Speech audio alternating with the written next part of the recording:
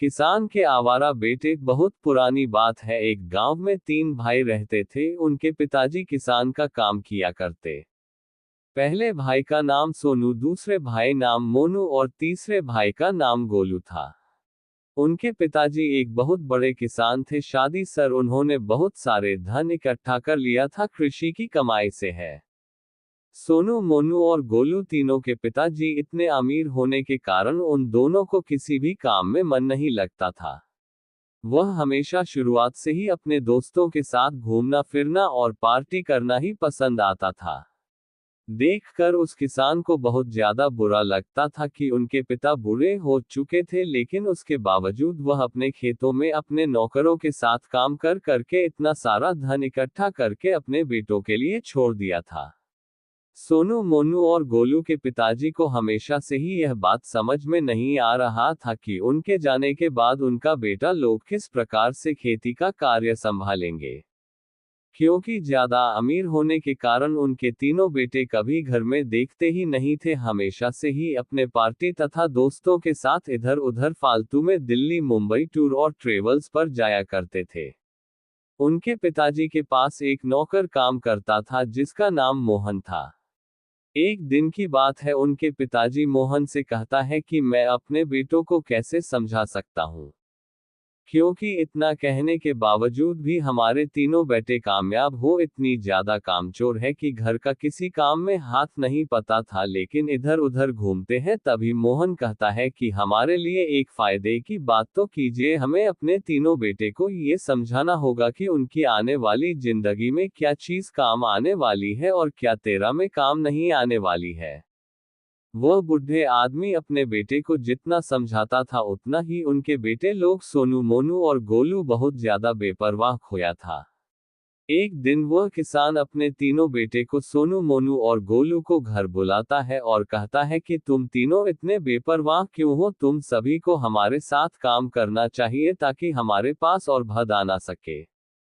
क्योंकि तीनों बेटा रहता है कि आपने तो इतना पैसा कमा लिया है कि हम लोग अब सारी जिंदगी बैठकर खा सकते हैं, फिर हमें काम करने की क्या जरूरत है। तुम्हें बुढ़े के साथ कहता है कि हाँ, हम लोगों के पास बहुत ज्यादा धन है, लेकिन धन हमेशा एक जैसा बना नहीं रहता है। हमेशा उसे बढ़ाने के बारे में सोचना पड़ता है, अन्यथा धीरे धीरे सारा चीज खत्म होकर हम फिर वहीं जहां पहले थे वहीं पर आ जाएंगे। एक दिन जब उनके तीनों बेटे कहीं टूर ट्रैवल पर जा रहे थे तो उनके पिताजी ने कहा है कि अगर जिन्हें जिन्हें लगता है कि उनके पिताजी सही काम कर रहे हैं और वह उनका साथ देना चाहते हैं तो कल से काम पर आ जाना, नहीं तो बहुत बुरा हो जाएगा। ये सुनकर भी उन्हें तीनों बैठे हैं टूर और ट्रेवल्स पर जाने से नहीं रुकती है। रास्ते में सबसे छोटी बेटा हूँ, गोलू कहता है कि मुझे पिताजी का काम आना चाहिए। आखिरकार हमारे पिताजी ने हमें लोगों के लिए ही इतने सारे पैसे इकट्ठा की है। गुरु कहता है कि मैं तो जा रहा हूँ अपनी पिताजी के पास और उनके साथ काम करूंगा, हरा हो। तभी दोनों भाई सोनू और मोनू कहते हैं कि तुम पागल हो गए हो क्या? आज तुम ये सब क्या बातें कर रहे हो? चलो, हम लोग घूमने जा रहे थे, घूमने जाएंगे। तभी गोलू कहता है कि ठीक है भाई, आप दोनों चाहिए, मैं जा रहा हूँ पापा के पास। जैसे गोलू अपने खेत पर पहुंचता है तो दिखता है कि उनके नौकर मोहन और उनके पिताजी एक खेत में काम कर रहे थे। जब उनके के पिताजी गोलू खेत की तरफ आधे देखता है तो पूछता है कि तुम अकेले ही आ रहे हो, बाकी दोनों कहाँ गए? तभी गोलू कहता है कि वे लोग घूमने गए हैं, लेकिन मैं उसके साथ से छोड़कर यहाँ आ गया हूँ क्योंकि मैं अब जान गया हूँ कि मेहनत कितनी बड़ी चीज है और बिना मेहनत के धन कैसे मिलेगा। तभी उनके पिताजी बहुत खुश होते हैं और कहते हैं कि चलो, दो बेटे ने रही है, बेटा तो समझ गया है कि उन्हें उनके पिताजी का साथ देना चाहिए है। तीनों मिलकर खेत में काम करने लगे थे तो भी गोलू के पिताजी मोहन से कहता है कि और गोलू से कहता है कि उन दोनों को समझाने का कोई तरीका बताओ, नहीं तुम मेरे जाने के बाद वे लोग ऐसे ही इधर उधर भटकते रहेंगे, किसी भी प्रकार का कोई कहानी नहीं करेगा और घूमते फिरते ही पूरी जिंदगी अपनी बर्बाद कर लेगा और मेरा सारा दान और पैसा भी बर्बाद क्या देगा। तो वही मोहन कहना है कि आप उन दोनों को सबक सिखाने के लिए अपने हिस्से का बंटवारा कर कर एक हिस्से अपने गोलू बेटे को दे दीजिए, एक हिस्से अपनी किसी और को दे दीजिए, सिर्फ बताने के लिए, ताकि उन लोग को पता चल जाए कि उनका हिस्सा नींद नहीं मिलने वाला है। अगले दिन उनका दोनों बेटा सोनू और मोनू घूम कर आता है तो उनके पिताजी उसके पास बैठ जाए रहता है कि तुम लोग तो हमेशा घूमते ही रहोगे, इसलिए मैंने यह फैसला लिया है कि हमारी जितनी भी दान दोनों जमीन जायदाद है, मैंने इसे 2 हिस्सों में बांटकर एक एक हिस्सा गोलू को दे दिया है और एक हिस्सा नौकरा मोहन को दे दिया है। ये सुनकर सोनू और मोनू का दिमाग चकरा जाता है और कहता है कि इतना ज्यादा धन आपने एक नौकर को दे दिया है और अपनी एक बेटे को ही दिया है, बाकी बेटे को ऐसे ही रहने दिया है।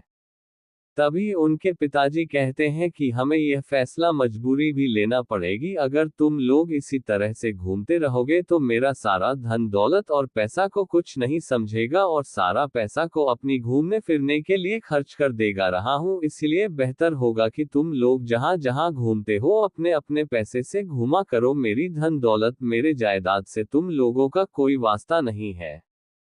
ये सुनकर दोनों भाई का दिमाग खराब हो गया और उन्होंने कहा कि ठीक है, हम दोनों भी आपके साथ ही काम करेंगे और गोलू के साथ भी है। फिर अगले दिन से वे सभी तीनों भाई एक साथ अपने खेतों या काम किया जाता है वही पहुंचता है और तीनों मिलकर काम करने लगते हैं। धीरे धीरे काम करते करते उन्हें पैसों का महत्व के बारे में पता चल जाता है और अब तो उन्हें ये भी जानकारी हो जाती है कि पैसा कितनी मेहनत करने के बाद कमाया जाता है और हम लोग कितनी जल्दी उन पैसों को बर्बाद कर देते हैं बिना कुछ सोचे समझे। सोनू, मोनू और गोलू तीनों मिलकर काम करने लगे थे यार, सब मिलकर इतनी जाने बहन की प्राप्ति कर लेते हैं कि उन्हें और भी ज्यादा धन प्राप्त हो जाता है।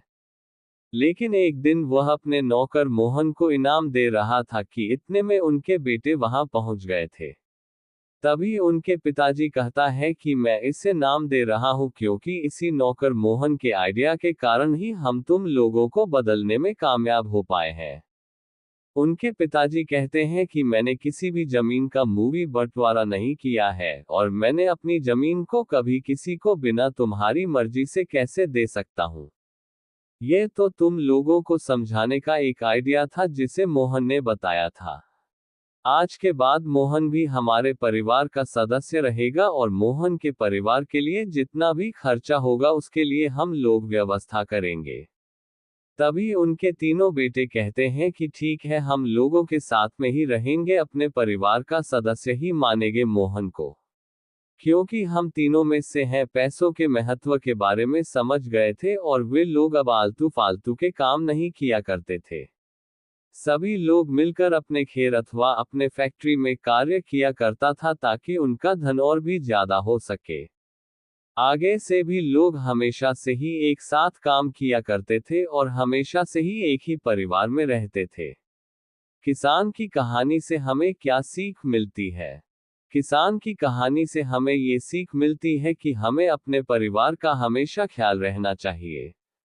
साथ ही साथ हमें अपने अभिभावक का इतना ज्यादा पैसा बर्बाद नहीं करना चाहिए ताकि उन्हें बुरा लग जाए और आने वाले पैसों के बारे में सोच कर अब सोच लगे हैं, क्योंकि इस दुनिया में पैसा बहुत ही ज्यादा अनमोल चीज है, इन्हें बचा कर रखना ही सही होता है।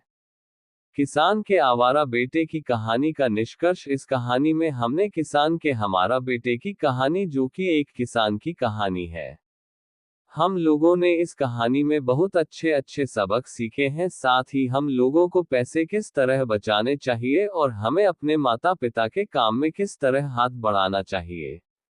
उम्मीद है कि आप सभी को नई नई कहानियां पढ़ने में मजा आता होगा। अगर आपको स्टोरी अच्छी लगी हो तो लाइक, कमेंट और चैनल को सब्सक्राइब जरूर करें। धन्यवाद।